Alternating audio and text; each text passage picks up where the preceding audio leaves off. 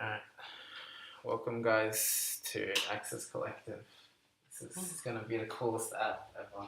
Sure. Recording? Yeah, it's recording.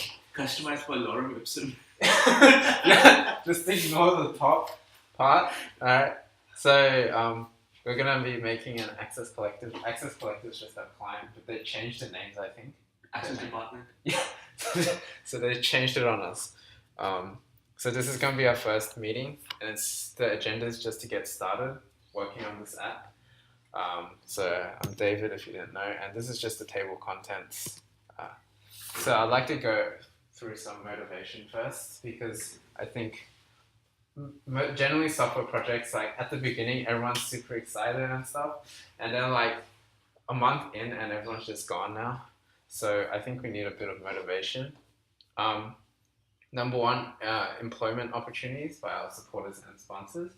So we're actually sponsored by Rio Tinto and UWA IQ, and our supporters are Anglicare and Illuminous. So if you guys do a good job on this, obviously we'll refer you to them if you want. When Illuminate's coming? They're supporters of us. Oh. Come on, man, I'm recording.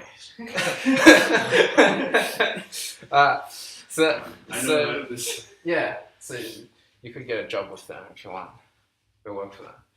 Anyway, so if you're interested in that stuff, looking for employment, you guys are nearly finishing your degrees, right? So maybe that's something to look at. And then the second point is really important, better understanding of software. So the issue with uni is the software you build is very simple. It's not something that you can really put in a real life situation. Real life software is a lot more complex, and there's a lot of things you need to take into account that you never do in uni. For example, compatibility is a huge thing that you never really get to deal with in detail, because real software needs to work on like everything, right? And people use your software in like weird situations, and you have to somehow account for that, and that's such a big challenge. So you get to deal with that. So you guys are going to learn about browser compatibility. That's going to be really fun. No, it's not. Anyway, another one, if you guys like helping disadvantaged people, so we're going to be helping people who have disabilities, help them find the services that will aid them and make them happy, hopefully, and also improve your group work skills, which is really important. Because software isn't an individual thing. You're going to be working in teams, so you've got to have to learn how to work in a team environment. So a bit of context, if you don't already know, Credits for Causes helps student developers and also charities. So we provide a lot of support for you guys. I don't know if you guys know or not. Do you? Yes? No? You guys need any help? We're there for you. And then Access Department. They just help people with disabilities. And you can find out more from the links. And we'll be taking over the existing project here. Do you guys know the GitHub repo? Yeah. Weren't you on it before? You don't even know the GitHub repo? Yeah, that's pretty cool. Alright. Anyway, this is the GitHub repo. But we'll be building a web app, so. How do I enter it back in? Okay, I guess it's, oh, okay, interesting. So let's do some introductions, even though we don't need it. I have a slide here, so you have to introduce yourself. I'll start. So I'm David. I taught myself programming. I used to work at a startup, but not anymore. And I'm just taking a break from things and enjoying uni. So who wants to go first? It's I. Yeah. Ooh. Hi. Ooh! I'm doing software eng. I'm in like third year. Gonna go into masters hopefully. Okay, cool.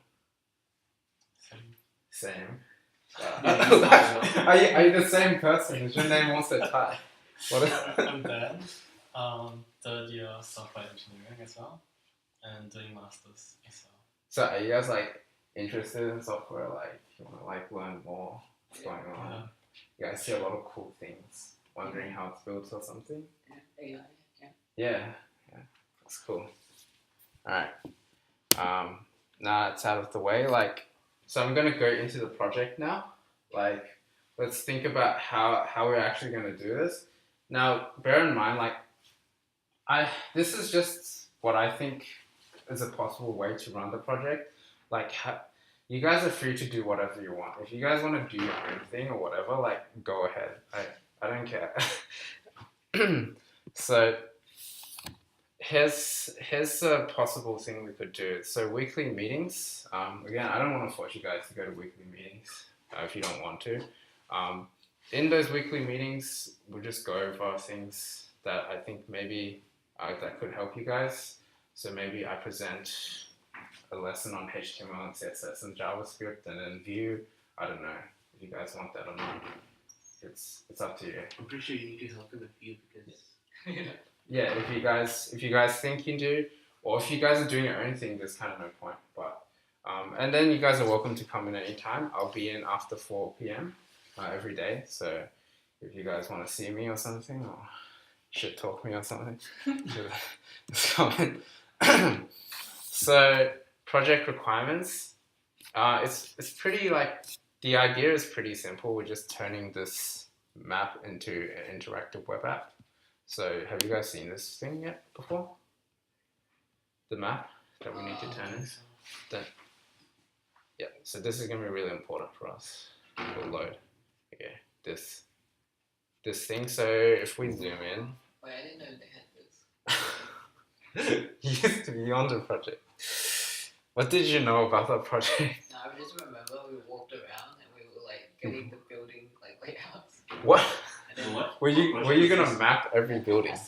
assets like we just walked around and then like we asked like people for like the layout of the building. Did you walk to every single building there, or a few hundred? Oh, just like the ones nearby the SITS building. Highly effective. Yeah, and then I'm like, okay, absolutely. Well, anyway, there's a map for that. So, so there's lists, accessible ramps here. So we're probably just gonna take these details and chuck it on Google Maps or something, and see how it goes. So, yeah, that's our requirement, I think. But I still need to meet with the client. Hopefully, they respond sometime. Okay, so project deadline's 30th of July. So that's just before uni starts. I think that's pretty reasonable, right? Yes? Yeah. Alright, you guys are going to learn a lot before that. You guys are free to do what you want, like I said. I don't really care. It would be nice to keep me informed, but you guys are up to you. And then the project is hosted here. The one I'll be working on. If you guys haven't seen it yet already. It's just on Coders for Causes page. So this is it already. Got a little background info. It's really simple to get started because we're using Node and NPM. I don't know if you guys know anything about that. Do you? You don't. He hasn't done HTML, CSS, and JavaScript. How do you even know of a node? Well, it's such a popular thing nowadays. I mean, I didn't know about it before. So workflow, so this is how you collaborate on open source. We'll just follow that structure. So I don't know how familiar you guys are with Git. Have you used it before? Oh, not really. Alright, cool. How do you do your Good network opportunity. security then? Well, I guess there's no collaboration in Uni though. Yeah. So network security is like 3 people. So. Yeah, but they're just like, They I bet just- they use Dropbox or something. Yeah, they just send each other stuff. Pray to God no one breaks anything or delete anything. So yeah, you have to use Git for if you collaborate with people, because otherwise it's just gonna be too hard. So you need a way to track who did what. Otherwise, you don't know what happened. So this is the workflow to collaborate. So you create your branch, then you make your changes in your branch, obviously, not in another branch, your own branch. Then you commit them. So that's like equivalent of saving your changes. Then you create a pull request on GitHub. So that's basically just saying like, hey, I want you to implement my changes in the main thing. And the main thing is just called the master branch, which is like, you can think of it like the final version or something. Like that's like with what everyone's going to go with. So you, the key thing here is it's going to be code reviewed though. Like every piece of software, right? every professional piece of software has to be code reviewed because it's so easy to break something or do something weird. You really need like another set of eyes before it actually goes into the final version. Like ideally, like the more eyes, the more code reviews, the better. But I don't know how practical that is. Like, because it's pretty boring to code review, right? Reading other people's code, but it's such an important thing in real life that you really need to get in the habit of doing, reading your own code and other people's code. So actually, 50% of your time should be spent reading code, rather than writing. The other 50 should be writing. So I think, do you guys, how much reading of code do you guys do? Lecture slides. Lecture slides. Alright. So it's a good idea to get into that habit because you're going to have to do it. So in terms of the project software that we're going to use, so I put Slack here, but I don't know, like I feel like it's just easier to get started if we just use Facebook. I don't know. Slack's just good because you can like pin stuff and like record stuff, but we'll see how we go. If we find Facebook isn't good, we'll just use that. But what we do need is Node and NPM though. So, you learned that in Agile. Yeah. Did you do Agile as well? No, how can you not know what Node and NPM is? No, I do. I'm talking about my boy here. Oh, you haven't done Agile. No, I haven't. It's good learning. So Node and NPM, you just need that to run the application. So it's really simple to get started. And then Git, like I said, code collaboration and code sharing. Those are the two vital things that we need. Otherwise, we can't do anything. And an IDE, so preferably VS Code because that's what I'm going to be using. So I can give you like tips and tricks. So like a code formatter. Have you ever like gotten really frustrated when like your code was just all weird? Like there'll be like 2 indents, then 4 indents, and you had to like go through every line to fix it, right? Yeah. Did you know you could just press like a shortcut and it'll do everything for you? Instead of spending like 10 seconds to like fix that? Did you know? What Beautify? Yeah, code formatter. I mean, that's then. You know it's there and you don't even use it still. Yeah. I mean, all the text editors have it. Yeah. Well, All major ones. generally you need a plugin though. So that's like done for the project. It's just a really brief like what we're gonna do. So now here's key concepts. So I guess it's mainly for Dan because he's never done any web before. So have fun learning web. It's gonna be very fun. Alright. So why web development? Unfortunately, web development is just everywhere now. You can't run away from it. Yeah, as a programmer, you need to learn it because like, it's just everywhere. So most jobs are in software are web dev jobs because again, it's just so prevalent. So why is it so prevalent though? Does anyone understand why? I should have it up there. It allows you to build software that's accessible on any platform. Wow, that's very good. Dan. How'd you know? Yeah. So that's really why it's just exploded in popularity, right? Because existing things like desktop applications, like something made for Microsoft, it doesn't work on your phone or on a MacBook. So that's a huge barrier. So what web allows you can access it on any device, and that's why it's really cool. What are you doing there? I think something else that's really cool.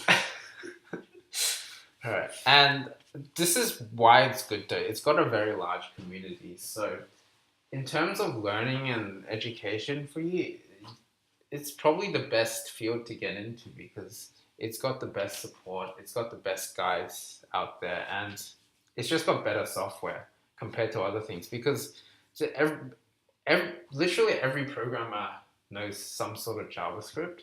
So you have all the world's best programmers writing these applications. So that's why, are you guys convinced why you need to learn web development now? Yeah? You have to. Alright, So how do you do it? At its core, it's actually very simple. It's just HTML, CSS, and JavaScript, and I'm sure you heard of it, right? Sometime. So these are just the fundamental languages in web, and actually every website is just composed of these. It's like the building blocks of websites, so it's like atoms or something. So it really pays off to have a deep understanding of these three, but you don't need a deep understanding to get started. So you can literally write a website in 10 seconds. Do you guys want me to show you? There's no point. It's okay. I did a bit of. Oh, you done it? No, just a little bit for networks. Ah, okay. Oh, cool. Yeah, we had like this bit of web page. Oh, okay, cool. Quiz, Yeah. So you see how easy it is. Like literally 10 seconds, you can make a website nowadays, and that's why it's so popular as well. Because it's literally anyone with a web browser can just write a website. So why are there three languages though? Why didn't they just make one? So I'm gonna read off the slides again. Alright, so HTML is for structuring your website, CSS is styling it, and JavaScript's for the interactive stuff like moving stuff around or whatever. And the reason why they did it was just the idea of separation of concerns. You guys heard of that software engineering concept? Like just separating out the concerns, encapsulation, whatever. encapsulation.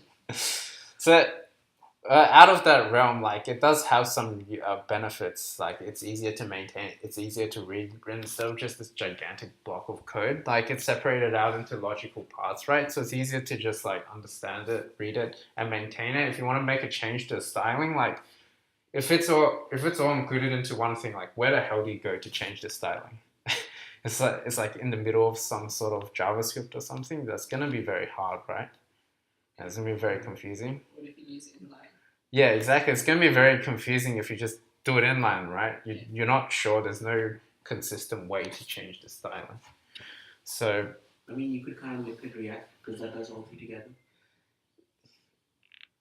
you mean Vue? No, React.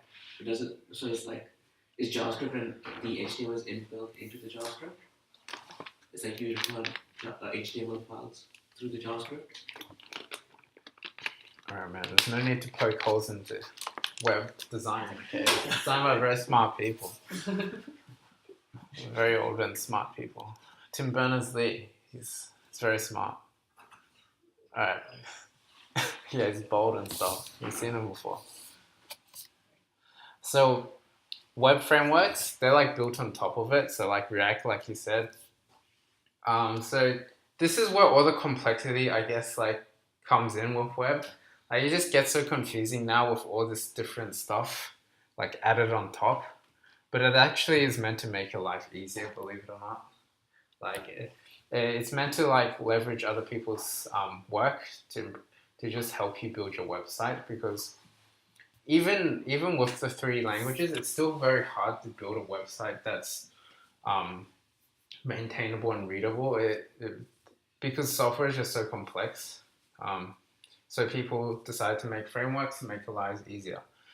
Now the issue with frameworks is the learning curve increases, right? But there's a payoff.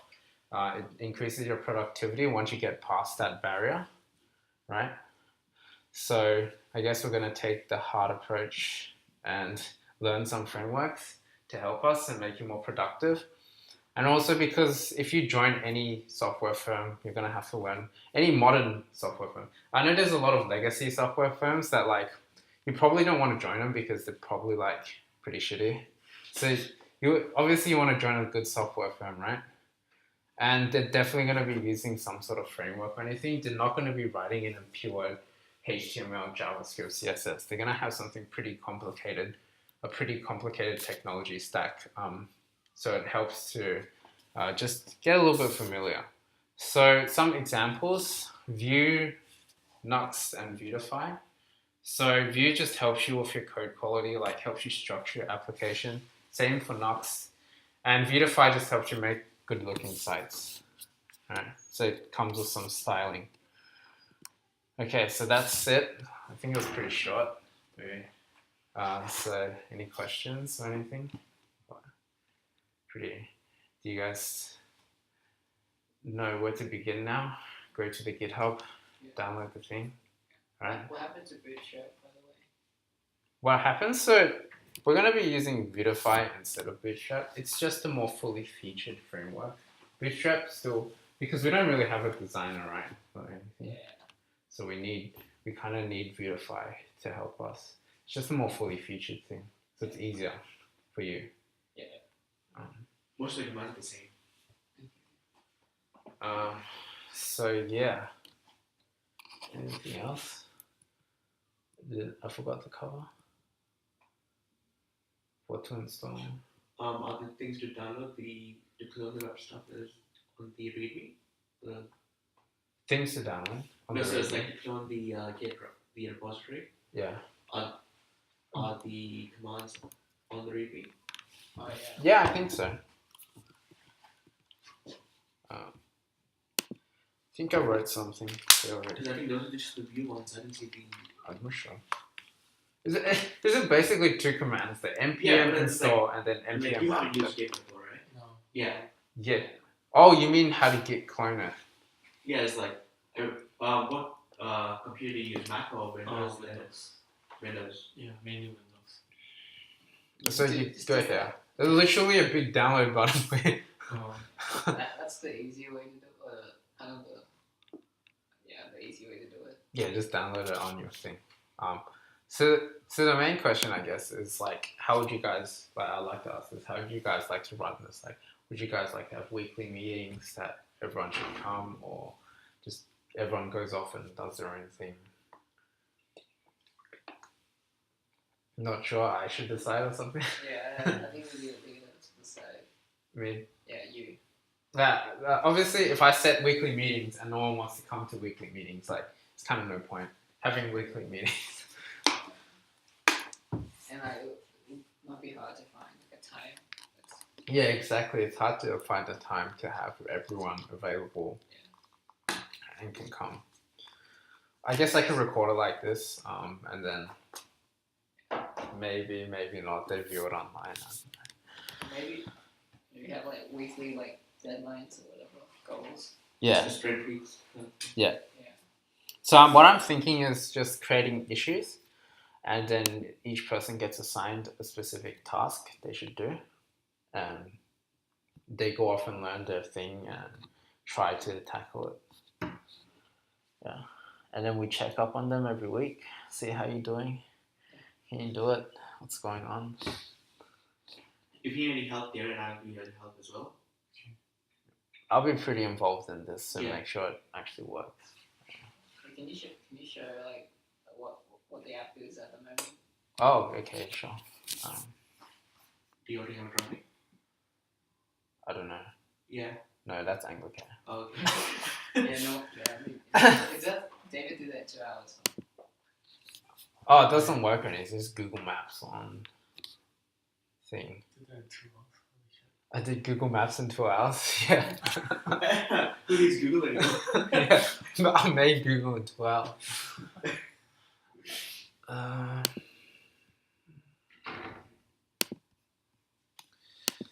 So it's really easy to run and it's very nice. If you've developed on web before, one of the annoying things is like every time you make a change, you know, like reload the browser, right? The cool thing about this modern web development is it's sort of already figured that stuff out. So like it actually auto reloads your browser.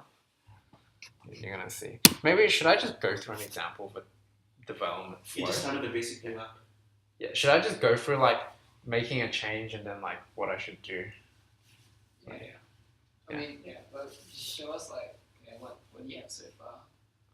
Yeah. Yeah. So this is the thing, when you download it, you'll get this. So you need to run this command though first to install the dependencies, npm-i or npm install, it's the same thing. Yeah. Then to run it, it's just npm run dev. So doesn't npm start work as well? No, I think start is linked to runtime anyway. I don't know, but that's what they tell you to do. So it compiles all the JavaScript and stuff, and then it watches for file changes. So it takes a little while. It depends on your processor how fast it is. Mine's very slow. I don't know why it's slow. You have so many things in the background. No, it's just a MacBook No, Air. you have so many things in the background. No. What? Are you saying MacBook Airs are fast or something? No, but then that's Yeah, what's on your exactly. processor.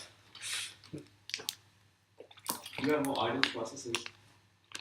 It takes a long time to build, especially for the first time because there's no caching or anything. So compile, then you have to wait for it to say serving on localhost 3000 or something. I'm still waiting. Yeah, it's okay. That's the forever. Look, it's starting the web server again. Yeah, Vue is much faster than that. By using Nuxt. Nuxt is Vue. What do you mean? No, Nuxt is server-side rendering of Vue. Just Don't worry, man. 1 month and you'll be on Nuxt. Just follow the trend. yes, we are in Nigeria. Okay, so this is our current app. It's fully responsive, as you can see. It does shit when you move the thing. See, completely responsive, 100%. That's the responsive in work. So yeah, that's just basically gonna be the app, right? I don't know what else you wanted to see. We'll look at Nigeria or something. Abuja, zoom in. Yeah, so that's our app, our wonderful app right now. Is that UWA? Yeah, in Nigeria Oh, with mountains. So, yeah. Do you want me to just go through like a development flow, like? To, I think it might be new for you guys. Should you go to like the basic structure of how Vue file is? Nah, it's gonna be too much info for now. But that's the thing. There's just too much shit, right? There's too much shit. Let's go through like the thing. So right now, if we go git status, we're on a master branch. So like I said, you need to create a new branch, and I've never done it on command. So forgive me if I don't remember the command to branch. You No, it's no, what? no is that how you branch? Git Oh, checkout. shit. No, git checkout. Oh, is it git checkout? Git checkout / b. New whatever your branch name. Checkout. So I normally use the GUI version. Is it a lot easier? Yeah. Because yeah, so you create a new branch. I'll do git status to check if I'm inside the branch. So that's very important. Actually make your changes inside your branch. Don't do it on master because that defeats the purpose of branching. So then you make a change like David, yeah. you're kind of going through like Git without explaining how Git works. No, this is just a workflow example. Because otherwise it's just too much information, right? Like all the minor details of Git, like what the hell is a branch or something. I mean, Branch. are you getting what he's saying? yeah, kind of. Because you don't need, the thing is, you don't need to understand what the hell is a branch to use it. Like, I don't even know what a branch is, I can use it, so. But you get an idea what a branch Yeah. is? Yeah, Like a alternate reality. yeah. Wow. Just, I think the best way to learn is just to use it. And then instead of like some weird dude like explaining what the hell I is a get branch. how it works in theory, but I just never done it.